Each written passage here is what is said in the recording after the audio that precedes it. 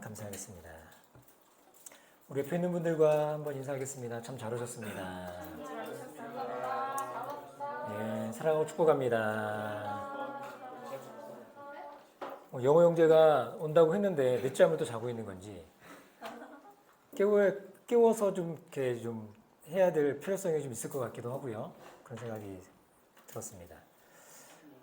우리 7월달과 8월달에는 우리가 꿈꾸는 교회라고 하는 주제를 가지고 좀 설교하려고 하고요. 그래서 이 설교는 누구에게 맞췄냐면 우리 아이들, 청소년 아이들, 그리고 우리 한해 가족들에게 좀 포커스를 좀 맞춰서 좀 설교하려고 하고요. 제가 어제 우리 아이들하고 한 1시간 반, 거의 2시간 가까이 대화를 나눴는데 그때 뭐 충격적인 얘기는 아니지만 제가 설교할 때 지루하거나 그러면 구약을 본다고 하는 그래서 성경을 읽는데요. 그 얘기를 듣고 뭐 그럴 수 있지. 그래서 구약에 이제 역사에 관련된 것들을 읽으니까 그래서 그래도 성경을 읽는다는 게 참 기특하기도 하고 이쁘더라고요. 그래서 오늘부터 한 8월 달까지 쭉 해서 그렇게 해서 우리가 꿈꾸는 교회라고 하는 큰 주제를 가지고 오늘은 교회는 하늘 가족이다 라고 하는 제목으로 뒤에 보면 강의안이 있습니다. 강의안 가져가셔서 보시면 돼요. 제가 드릴게요. 자,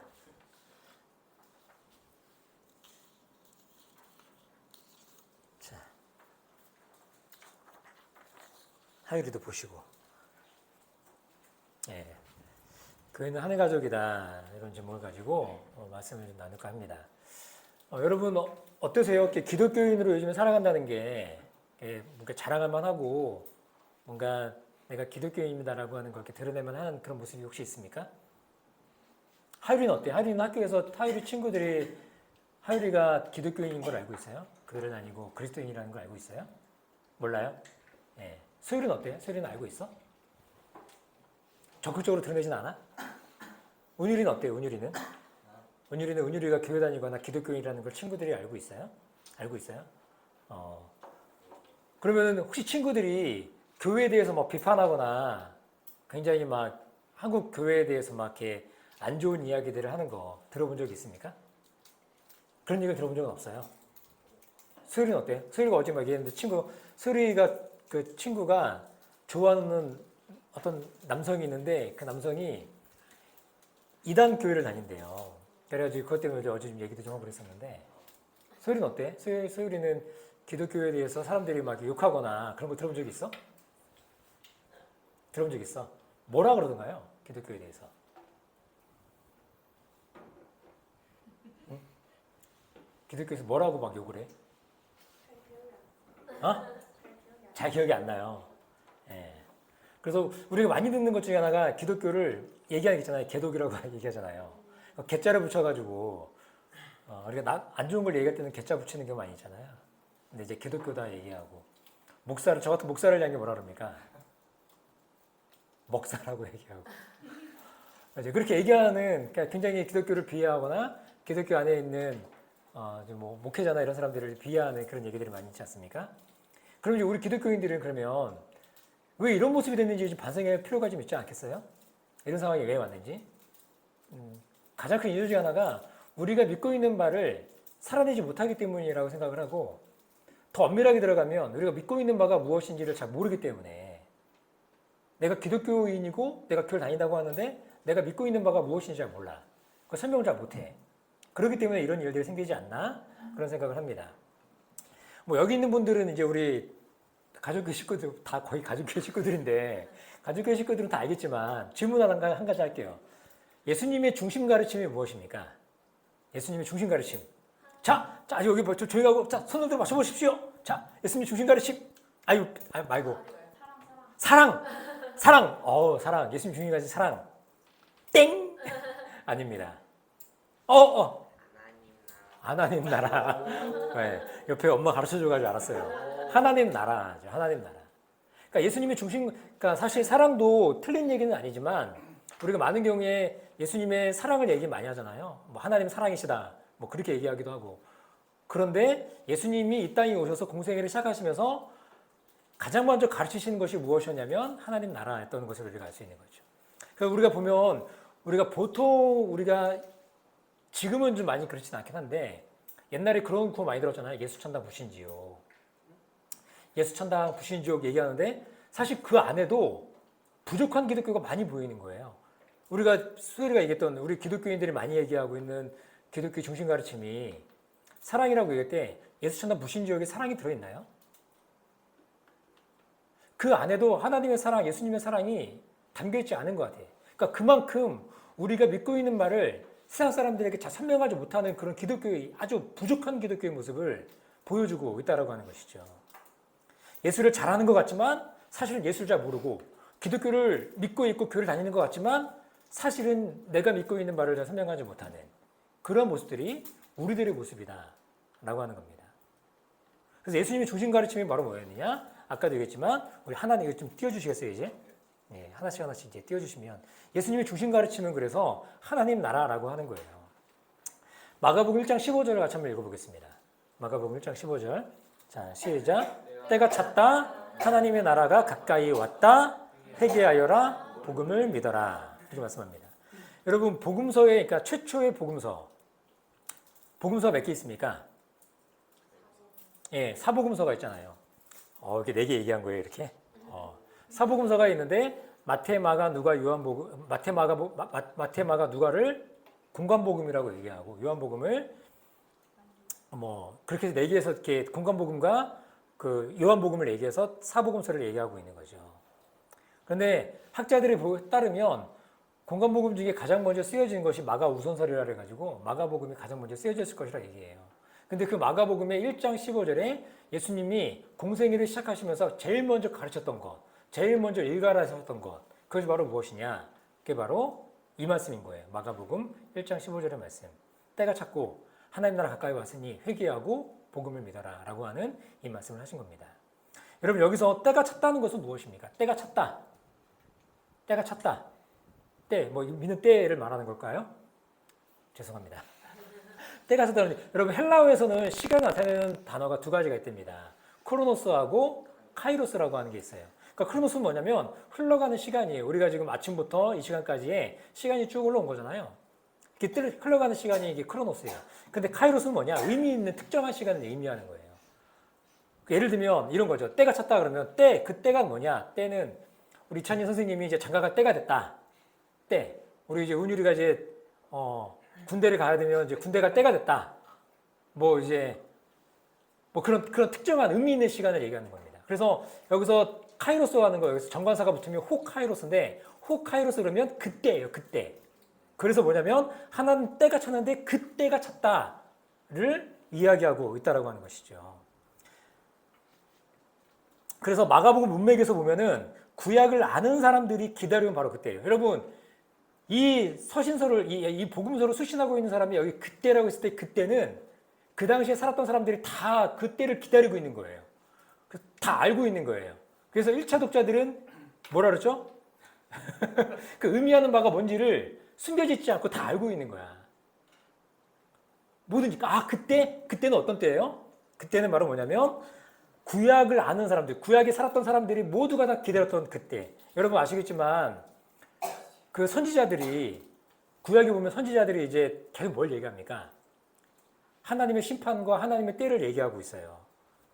그래서 하나님의 심판하실 것이고 이 땅을 심판하실 것이고 회복하실 그때를 이야기하고 있는 거죠. 하나님에 대한 소망과 하나님에 대한 기대를 가지고 있는 그때가 있다는 겁니다. 그래서 메시아 대망이 이때 가득 찼는데 메시아가 오시면 하나님께서 이 깨지고 망가진 세상을 회복하실 것이다. 여러분 이 당시에가 어떤 때였어요? 이스라엘이 나라를 잃고 굉장히 500년과 600년의 시간 동안에 침탈을 당하고 침략을 당하고 자기 주권을 상실한 그런 때를 살았던 때가 바로 그때입니다. 그때의 모든 선지자들이 나와가지고 소망했던 게 뭐냐면 잘 들으세요. 오늘 세 사람만 거의 보고 설교할 거니까. 그때가 찼다는 거예요. 그래서 선지자들이 기다렸던 그때. 여러분 이스라엘 백성들이 그때가는 나라가 멸망하고요. 침략자들이 처음에는 그 이스라엘 누가 침략했습니까? 누가 다스렸어요? 북이스라엘은 아수르에서 멸망했고 남유다는 바벨론에서 멸망당했어요. 그러면 멸망당하고 난 다음에 바벨론 시절이 끝나면 독립을 차지했습니까? 아니요. 그때 또 누가 다스렸습니까? 그때 페르시아가 다스렸어요. 오랜 시간 동안에. 페르시아가 그럼 끝났으면 페르시아로 인해서 끝났습니까? 아니요. 그러면 이제 헬라가 다스렸어요. 그리스가. 그럼 그리스 시대가 끝나고 나면 이제 자유를 차지했습니까? 아니요. 또 누가 다스려요? 로마가 다스려요. 그 오랜 시간 동안에 이 사람들의 마음 가운데는 분노가 있고요. 기다림이 있는 거예요. 하나님의 그때, 그토록 많은 선지자들이 얘기했던 하나님의 그 심판과 회복에 있는 그때를 기다리고 있다라고 하는 것이죠. 그래서 이때가 어떻습니까? 깨어진 관계가 다 깨어져 버렸고, 깨어진 세상, 이 망가진 이 역사를 회복하실 그때, 하나님의 다스림과 하나님의 회복이 있는 그때를 기다리고 소망하게 돼. 그때인 거예요, 그때. 주님 말씀하신 때가 찼다. 그렇게 얘기하고 있다고 하는 소망과 기대가 있는. 그래서 예수님의 이 말씀을 들었을 때, 이게 뭐지? 진짜 메시아가 도래한 거야? 그런 소망과 기대가 찼던 그때라고 하는 거예요. 그래서 구약은 무엇입니까? 구약은 하나님의 세상을 심판하시는 마지막 날, 주의 날이 올 것이다라고 하는 걸 얘기하고 있어요. 그것을 구약이 전체가 보여주고 있는 거예요. 하나님이 세상을 창조하셨고, 그 다음에 하나님의 그 다스리심이 쭉 이어오다가 그 다스리심이 끝나버렸죠. 그러니까 이스라엘 백성들의 그 죄악으로 인해서 하나님과 관계가 틀어지고 깨져버리고, 어서 오십시오. 하나님과의 관계가 끊어져 버리고, 그리고 어떤 일이 일어났어요? 그들의 나라가 멸망한 거예요. 거기까지 간 거예요.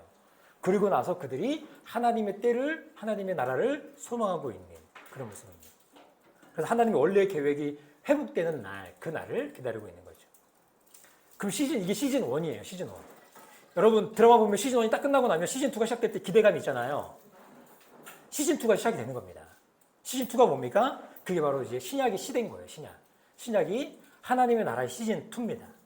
깨어진 세상이 이제는 갈아엎어지고 하나님의 원래 계획이 회복되는 것, 하나님의 다스리심과 하나님의 통치가 이 땅 가운데 충만하게 회복되는 날, 그 날이 도래할 것이다라고 하는 그런 소망과 기대가 있는 것이죠. 그래서 메시아를 중심으로 세상을 재편성하는 거예요. 깨지고 망하신 세상, 깨어진 관계. 여러분 요즘 어때요? 금쪽이 보면 깨진 관계가 나오잖아요. 이 세상에 얼마나 깨져 있는지 나오지 않습니까? 부모와 자녀 관계인데도 불구하고 그 안에 엄청나게 깨져 있는 모습들이 나오고요. 여러분 깨진 세상 보면 뉴스만 틀면 깨진 세상이 나오잖아요. 묻지마 살인 이런 거 나오고. 그때 한참 동안에 그때 나왔을 때 우리 찬일 형제가 가르쳤던 게 기억나요. 어떻게? 이렇게 막으라고? 칼을 찌를 때 이렇게 막으면 된다는 거야. 여기 다 나가겠죠. 여기가 이제 다 칼로 이제. 예. 그런 모습인 거예요. 망가진 역사들이 있고. 그래서 메시아를 중심으로 세상을 재편하시는 하나님의 충만 프로젝트. 그래서 여러분 에베소서 1장 23절을 보면 교회는 그리스도의 몸이니 만물 안에서 만물을 충만케 하시는 이의 충만이라. 하나님은 이거를 하고 계시는 거예요. 이거를 통해서 누구를 통해서 이 일을 하시냐, 충만케 하시는 일을 하시냐, 이 깨지고 망가진 세상 회복하시길 원하시느냐, 바로 이 땅에 세워진 교회를 통해서, 저 여러분들 통해서 이걸 하기를 원하신다는 거예요. 여기서 가까이 왔다 그러잖아요. 가까이 왔다. 넘겨주시겠어요? 제가 쭉 이어갈 테니까 여러분 넘겨주시면 돼요. 가까이 왔다 보면 뭐예요? 메시아이신 예수 그리스도가 이 땅에 오심으로 그 나라가 이미 시작되었다라고 하는 거예요. 다음 걸 좀 보여주시겠어요? 다시 또 보여주시겠어요? 너무 작게 만들었는데 이 앞전 거를 제가 찾는데 잘 못 찾아가지고 이게 하나님 나라의 이중구조를 보여주는 겁니다. 보통 한국교회는 어떻게 생각해요? 하나님이 예수 그리스도가 이 땅에 오시면 여기는 이 세대와 온 세대인데 온 세대가 여기까지밖에 없는 거예요. 그래서 그때가 오면, 그때예요. 호카이로스. 그때가 오면, 하나님의 심판이 오면, 그러면 우리는 어떻게 해요? 그리스도로 인해서 그리스도를 믿고 천국 간다.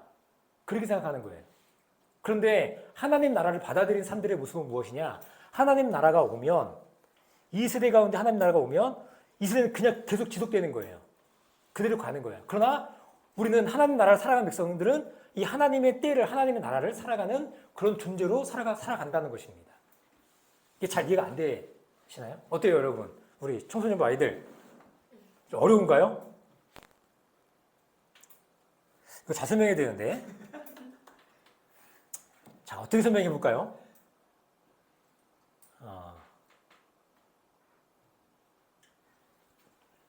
일단 진행합시다. 너무 시간이 오래 걸리면 안 되니까. 그래서 메시아이신 예수가 오심으로 하나님의 나라가 시작이 됐다는 거예요. 그래서 우리는 죽으면 천국 가는 게 아니라 그리스도가 오심으로, 그래서 우리가 회개하는데 담고 회개하려잖아요. 회개하는데 회개는 뭐예요? 이게 뉘우칠 회 고칠 개자예요. 그래서 뉘우치는 것뿐만 아니라 우리 삶을 고치는 것이죠. 그래서 사람의 죄, 자기 주심성으로 깨어진 세상에 대해서 하나님의 심판과 재편성을 우리는 두려워야 되는 거예요. 그래서 여러분, 하나님의 때가 왔으면 하나님 때는 뭐예요? 하나님의 심판이에요. 하나님의 심판이 근데 지금 어떻게 됐어요? 유보되어 있는 거예요. 누구로 인해서? 그리스도로 인해서. 그래서 우리는 하나님께 돌아가면 뭘 보는 거냐면 그 모든 하나님의 그 현재적 심판이 그 진노를 예수 그리스도께서 십자가에서 다 막으신 그걸 보는 거예요. 우리는 하나님의 때가 오면 우리는 다 심판받을 수밖에 없는 존재인 거야. 우리 온 인류가 다. 하나님의 때가 오면 다 심판받아야 되지만 우리가 회개하고 돌이키면 그리스도께서 우리의 모든 심판을 맡고 계신 그 현장을 보는 거죠. 그게 복음인 거예요. 그게 십자가의 복음인 거예요. 우리에게는 이것을 해결할 능력도 자격도 없습니다. 하나님의 심판을 막을 우리는 능력이 없는 사람들이에요. 그래서 우리는 이 복음을 믿고 그리스도를 바라보면서 회개의 삶을 살아가는 것입니다. 그래서 주님께 돌이키는 거잖아요. 180도 유턴하는 거예요. 하나님께 유턴해서 딱 보면 그리스도께서 우리에게 나타나는 모든 그 진노, 하나님의 진노, 하나님의 심판을 그리스도께서 막고 있는 거죠. 그래서 그 그리스도를 믿음으로 우리가 구원을 얻는다라고 이야기하는 것입니다. 그래서 복음을 믿어라라고 하는 게 뭐냐? 우리 순서대로 하는 거예요. 뭘 얘기하고 있습니까? 때가 찼고 하나님 나라 가까이 왔고, 그죠? 회개하는 거예요. 회개하고 그 다음에 복음을 믿는데 그 복음이 뭐예요? 하나님 나라가 이 땅 가운데 왔다는 소식을 받아들이고 내 삶을 고치는 거예요. 바꾸는 거예요. 이게 바로 우리가 복음을 믿는다는 것입니다. 제가 기억나는 영화 중에 하나가 가장 최근에, 그래도 비교적 최근에 봤던 영화 중에 재밌게 본 영화가 암살이라고 하는 영화가 있습니다. 여러분 암살 보셨어요? 거기 보면은 그 주인공이 누굽니까? 이정재가 주인공이잖아요. 많은 주인공들이 있지만 가장 중요한 주인공 중에 한 사람이 이정재란 말이에요. 근데 이정재 어떤 사람이에요? 예? 친일파예요. 독립군이 있는데 독립군의 운동을 막고 있는 사람이고 그 사람을 잡아다가 죽이는 사람이잖아요. 근데 마지막에 이 사람이 심판당합니다. 독립군들에 의해서. 그때 물어봐요. 너 왜 그랬니? 그 극 중에 이름이 뭐였죠? 정석진인가? 하여튼 그래요. 왜 그러니 그랬더니 이 사람 하는 얘기가 독립이 올 줄 몰랐다. 일본이 망할 줄 몰랐다. 그렇게 얘기하는 거예요. 여러분 하나님 나라가 이미 임했어요. 하나님 나라 왔다고. 우리는 독립을 꿈꿨고 독립이 왔어. 그런데 계속 뭐하고 있는 거예요? 친일 행적을 하고 있는 거야. 그러니까 그 나라의 이게 설명이 안 되네. 네. 하나님 나라가 이미 왔는데 그 이미 온 하나님 나라를 누리지 못하고 옛 시대에 우리가 순응하며 살아가고 있는 거예요. 그러므로 하나님 나라 백성이 된다는 것은 하나님 나라의 소식을, 소문을, 복음을 받아들이고, 그렇죠? 그리고 내 삶의 방향성을 정하고 그대로 살아가는 모습. 이게 바로 복음을 받아들이는 삶이라고 하는 것입니다.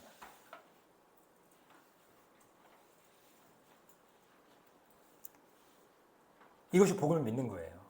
그래서 여러분 예수를 믿는다는 것의 진정한 의미를 좀 보면 오늘날에는 구원에 대한 부족한 이해와 이로 인한 문제점들이 굉장히 많습니다. 제가 이제 우리 수율이하고 대화하다 보니까 느꼈던 게 하나 뭐냐면 옛날에 사랑교회에서 세수식반에 굉장히 많이 나갔잖아요. 거기 나가면은 계속적으로 뭘 하냐면 영접 기도를 시켜요. 너 영접 기도 몇 번 했어? 10번 넘게 한 거. 10개 몇 번 넘게. 그런데 구원 확실히 생겼어요, 그래서? 모르겠죠. 그래서 사람들이 그 로마서에 있는 말씀을 가지고 사람이 마음으로 믿어 의에 이르고 입으로 신하의 구원을 얻는다 그래가지고 계속적으로 아이들에게 뭘 시키냐면 사도십전에서 그 영적 기도를 계속 시키는 거예요. 그런다고 구원이 임합니까? 옵니까? 그러니까 예수를 믿는다는 것에 대한 구원이 무엇인지에 대한 부족한 이해에서 거기서 다가오는 문제점들이 굉장히 많다는 겁니다. 오늘날 많은 성도들이 믿고 있는 게 뭡니까? 죽어서 천국 가는 그런 기독교를 믿고 있다는 거예요. 부족한 기독교, 이상한 기독교. 그런 걸 믿고 있는 거죠. 이미 시작된 하나님 나라에 관한 진리의 본질을 오해하고 있다라고 하는 것입니다. 세상을 회복하시는 하나님 나라 운동의 이 충만 프로젝트, 하나님께서 교회를 통해서 이 만물을 회복해 가시고 충만케 하시는 거기에 그래서 우리의 몫이 무엇이고 내가 어떻게 살아가는지에 대해서 고민이 없는 그 모습을 살아간다고 하는 것입니다. 깨어진 세상의 가치관과 자신의 욕망 사이에 길들여진 그 시각을 놓치지 못하는 거예요.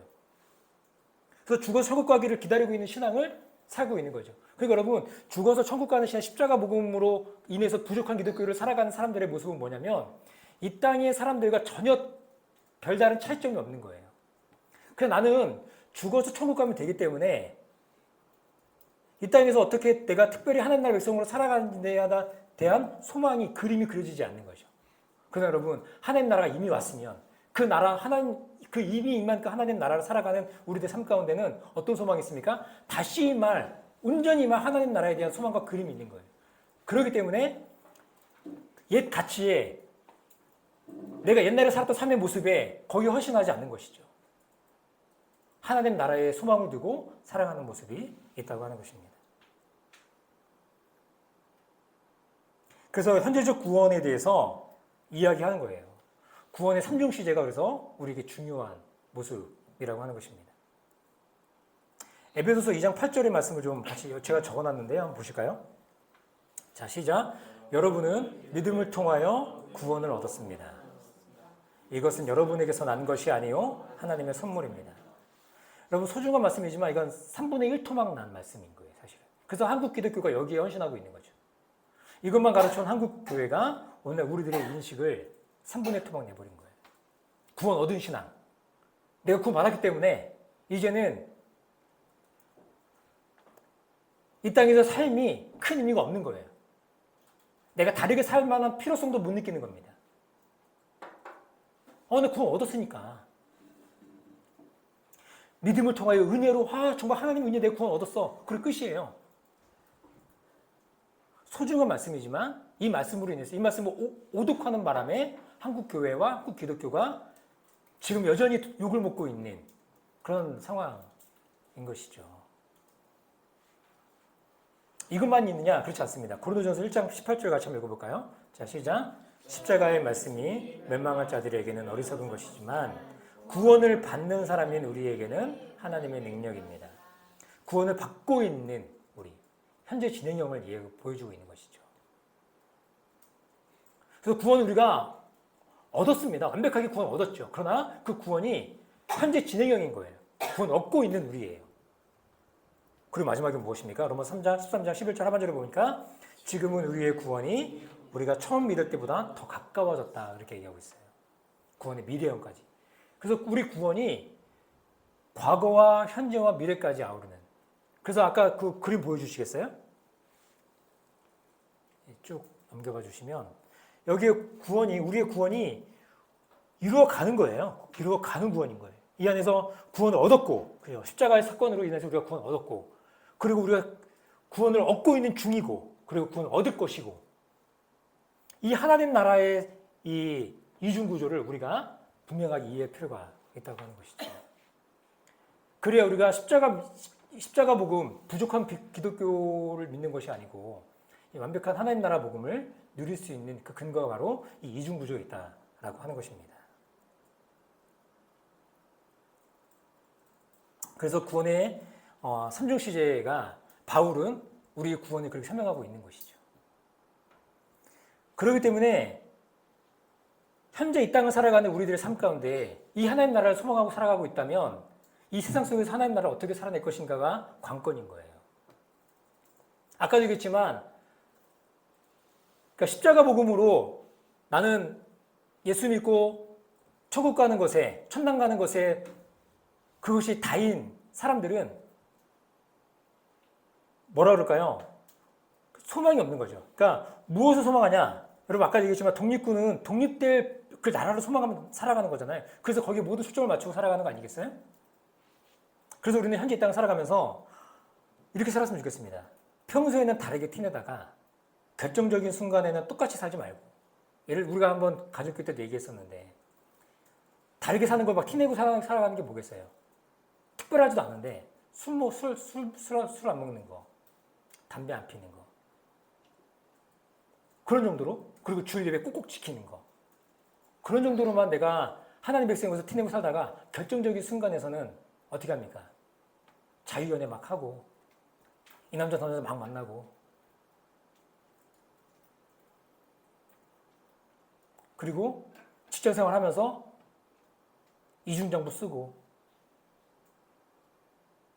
결정적인 순간에 그러니까 평상시에는 말은 막 기독교인인 것처럼 얘기하는데 결정적인 순간에서는 기독교인 다움이 드러나지 않는 그런 모습이 많다는 것이죠. 근데 우리는 어때요? 우리 하나님 나라를 살아가는 백성들을 살면 어떻습니까? 평소에 똑같이 사는 것 같죠. 애기 낳고 직장생활하고 술도 먹고 담배도 피고 똑같이 사는 것 같아요. 뭐 특별한 부분이 없어요. 기독교인이라고 해도 그런 게 없는데 결정적인 순간에 다르게 살아가는 겁니다. 돈이 전부가 아니라고 얘기했는데, 그렇게 사람들하고도 얘기했는데 결정적인 순간에 어떻게 결정하냐, 그게 자기의 삶 가운데서 드러난다는 것이죠. 제가 몇 번 얘기했던 것 같은데, 제가 교회를 개척할 때쯤 해서 저에게 제안이 왔다 그랬잖아요. 교회가 한 5층짜리 건물이고, 그리고 거기에 옥상에는 50평이 넘는 사택이 있고 방이 4개예요. 당연히 자신도 딱 있고,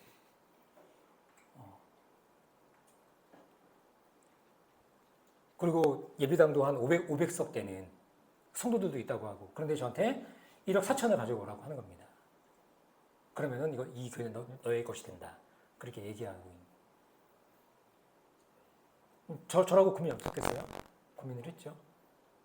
근데 그것이 그렇게 교회를 사고 파는 것이 하나님 나라 백성을 살아가는 방식이 아니라는 거를 뭐 제가 얘기도 많이 했고, 근데 만약에 그렇게 결정했으면 저는 하나님 나라를 살아가는 백성이 아닌 거죠. 그러니까는 말로만 하나님 나라를 살아간다고 얘기하지만 실질적으로 그렇게 살아가지 않는 모습이 되어버리는 것이죠. 그러니까 우리 안에, 제가 이런 예를 들었지만 우리 안에 얼마나 많은 여러분들 각각의 개인의 삶 가운데 이런 일들이 있겠습니까?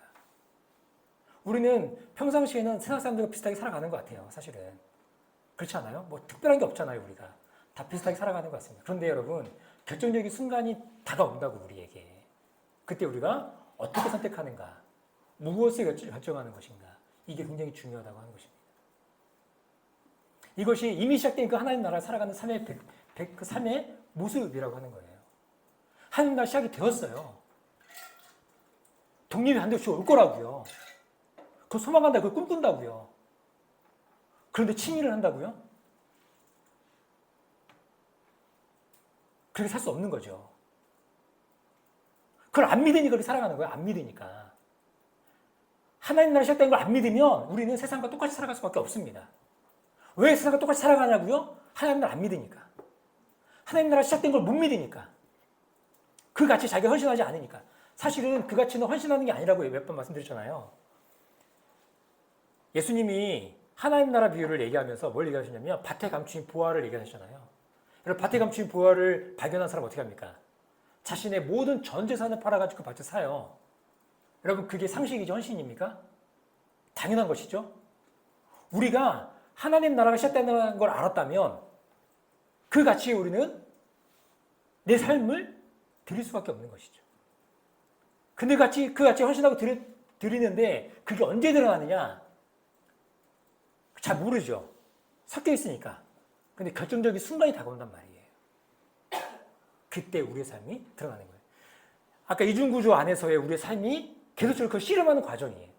그리고 결정적인 순간이 언제입니까? 지금 다시 오실 그때 하나님 우리의 삶을 신원하실 것이다. 그래서 세상 속에서 하나님 나라를 살아내는 그런 사람들의 여러분, 혼자 살면, 그런 삶을 혼자 살면 어떤 삶이 되겠어요?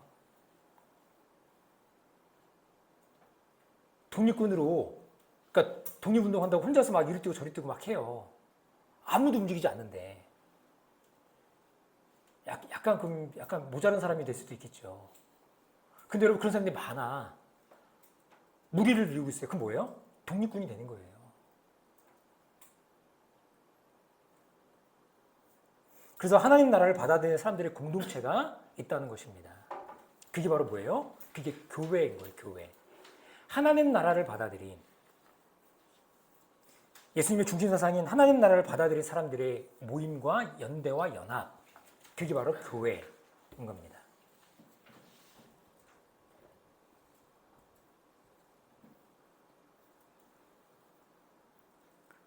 그래서 성경적 교회는 무엇이냐? 그렇게 드러난 하나님 나라를 살아내는 성경적 교회는 뭐냐면 이미 시작된 하나님 나라를 드러내는 교회인 거예요. 이미 시작된 하나님 나라를 드러내는 교회. 평소에 똑같이 사는 것 같지만 결정적인 순간에 다른 결정을 하는 사람들의 모임, 그 모습들. 왜냐하면 하나님 나라가 시작이 됐기 때문에. 그래서 예수님께서 가르치신 교회의 모습은 어디냐면 마태복음 16장 16절과 그 다음에 18절과 19절에 있습니다. 이걸 같이 한번 찾아보겠습니다. 마태복음 16장 16절 그리고 18절에서 19절까지 말씀 찾아보겠습니다.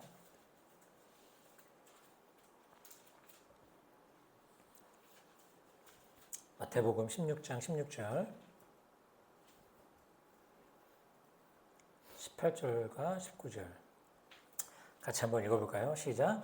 시몬 베드로가 대답하였다. 선생님은 살아계신 하나님의 아들 그리스도이십니다. 18절. 나도 너에게 말한다. 너는 베드로다. 나는 이 반석 위에다가 내 교회를 세우겠다. 죽음의 문들이 그것을 이기지 못할 것이다. 내가 너에게 하늘나라의 열쇠를 주겠다. 내가 무엇이든지 땅에서 매면 하늘에서도 매일 것이요 땅에서 풀면 하늘에서도 풀릴 것이다. 교회는 어떤 겁니까? 오늘 보면 베드로라고 하는 사람 위에다가 교회를 세운다는 얘기는 아니잖아요. 베드로의 고백 위에 그리스도께서 교회를 세우시겠다고, 내 교회를 세우겠다. 음부의 권세가 이기지 못할 것이다. 그렇게 말씀하셨는데 아직도 여전히 구교는 이거를 베드로라고 생각하기 때문에 베드로의 교황이 권위가 지금도 인정되고 있는 그런 모습이잖아요. 그런데 그게 아니라는 거죠. 베드로의 고백이고 사실 더 넓게 본다면 제자 공동체의 고백이에요. 주는 그리스도시요 살아계신 하나님의 아들이십니다라고 하는 이 고백 위에다가 내 교회를 세우겠다고 이야기하고 있어요. 그래서 19절에 보니까 내가 너에게 하늘나라 열쇠를 주겠다고 하는 거예요. 네가 무엇이든지 땅에서 매면 하늘에서 매일 것이고 땅에서 풀면 하늘에서 풀릴 것이다 얘기하는 것이잖아요. 그래서 교회는 하나님 나라 열쇠를 가진 사람들의 모임이라고 하는 것입니다. 근데 하나님 나라를 열쇠를 가진 사람들인데 열 수도 있고 잠글 수도 있다고 하는 거예요. 세상에 하나님 나라를 드러낼 수도 있고요. 드러내지 못할 수도 있는 거예요. 우리 주님이 바리새인들이 뭐라 그럽니까? 너희들이 이 독사의 자식들아 그러면서 너희는 하나님 나라를 들어가지도 않고 너희가 들어가지도 않고 들어간 사람들을 막고 있다고도 얘기하고 있어요. 여러분 우리가 그런 사람들인 거예요. 교회라고 하는 교회는 하나님 나라의 열쇠를 가진 사람들의 모임인데 그렇기 때문에 우리는 그 시작된 하나님 나라를 어떻게 살아가는 거예요? 하나님의 말씀을 따라서 살아내는 그런 공동체가 되어야 된다고 하는 것이죠. 여기서 아까 말씀드렸던 것처럼 함정은 뭐냐면 반대로 잠글 수도 있는 거예요. 우리. 그래서 우리의 삶이 너무나 중요한 겁니다. 그래서 루터는 이렇게 얘기한 거예요.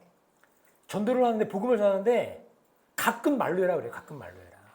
그건 뭐냐면 다른 말로 하면 너의 삶으로 복음을 증거하고 드러내라라고 하는 것이죠. 그래서 우리의 살아가는 삶이 너무나 중요한 것입니다. 여러분들의 청소년들 여러분 한 사람 한 사람들의 삶이 너무나 중요한 거예요. 여러분들의 삶의 모습을 통해서 그리스도가 드러나기도 하고요. 그리스도가 나타나지 않기도 하고요. 청년세 우리가 주셨는데 천국을 우리가 열 수도 있고요. 우리가 잠글 수도 있는 거예요. 우리가 그런 존재들이라고요. 이 반석 위에 내가 내 교회를 세우겠다. 음부의 권세가 이기지 못할 것이다. 교회는 그런 사람들의 모임인 것입니다. 두 번째 보니까 예수님께서 하나 되게 하신 교회인 거예요. 교회는 뭐냐? 예수님께서 하나 되게 하신 교회. 에베소서 4장 4절부터 6절까지 한번 읽어보겠습니다.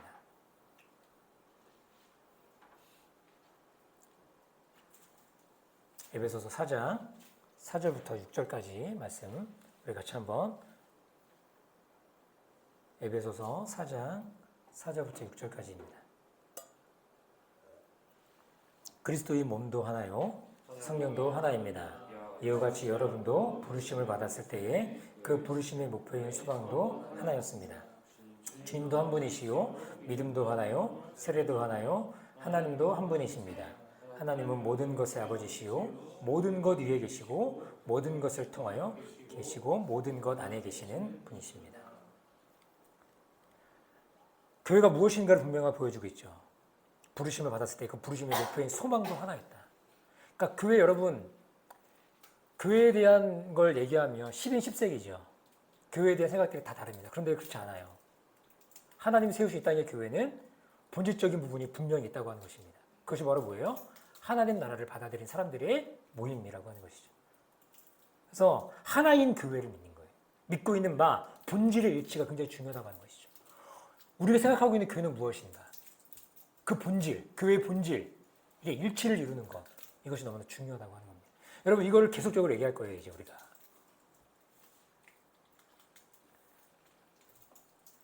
그래서 그 본질, 그 교회가 무엇이냐? 하나님 나라와 복음이 뭐냐?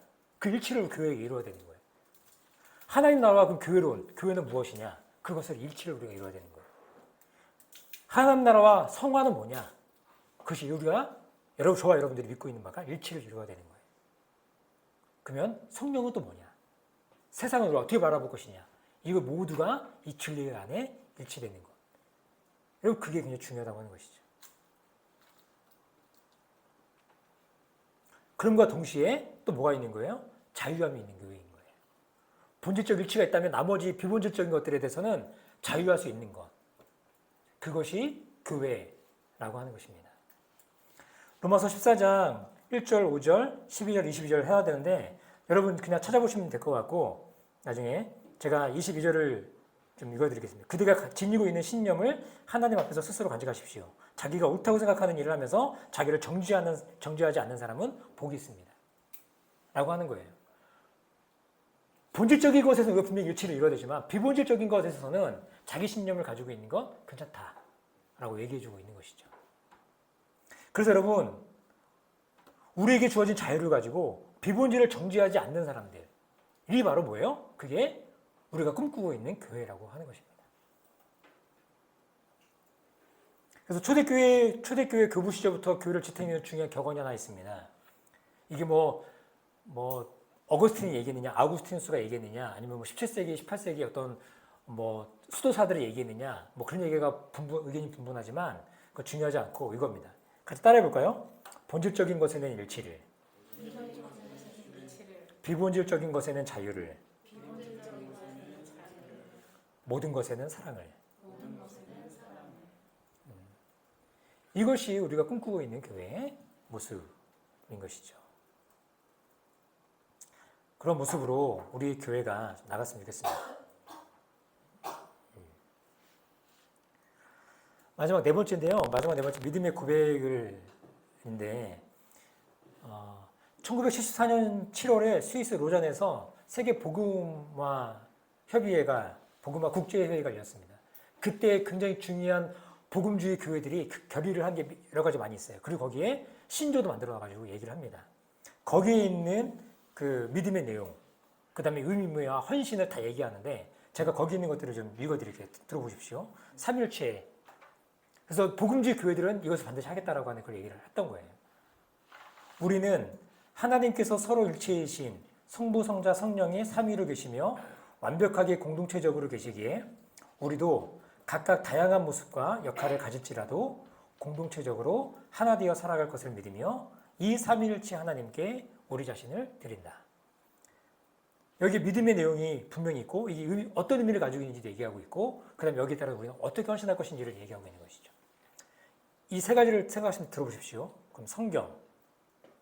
우리는 성경을 하나님의 감동으로 기록된 말씀으로서 전적으로 신뢰하며 우리의 모든 신앙과 행위를 위한 최고의 권위를 믿기에 이 성경의 명령과 가르침이 우리의 믿음과 삶 그리고 실천의 현장에서 구체적으로 적용되도록 우리 자신을 드린다. 성부 하나님, 우리는 창조, 구속, 심판과 회복의 주권자이시며 모든 피조물이 예배를 받으실 분이시며 만물을 사랑과 공의로 다스리시는 성부 하나님을 믿으며 이 하나님께 우리 자신을 드린다. 예수 그리스도, 우리는 성육신하셔서 우리에게 하나님을 보여주시고 하나님 나라를 선포하신 성자 예수께서 타락한 이후 전적으로 범죄하여 하나님이 진노와 정죄의 대상이 된 우리를 위하여 대표적이고 대속적인 죽음과 부활을 통하여 우리를 의롭게 해주심을 믿으며 이 예수를 알아가고 따르는 일에 우리 자신을 드린다.